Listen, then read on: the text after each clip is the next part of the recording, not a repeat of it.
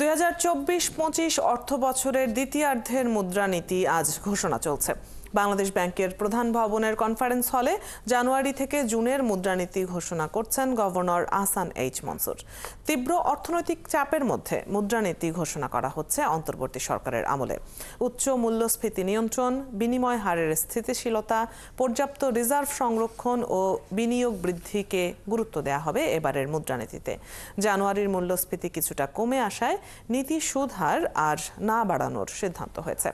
অন্তর্বর্তী সরকারের প্রথম 6 মাসে অর্থনীতিতে বড় কোনো স্বস্তি ফেরানো না গেলেও অর্থ পাচারের বিরুদ্ধে কঠোর নীতির কারণে আগের মতো আর বৈদেশিক মুদ্রার রিজার্ভ কমছে না। গত বুধবার রিজার্ভ দাঁড়িয়েছে $20.20 বিলিয়ন।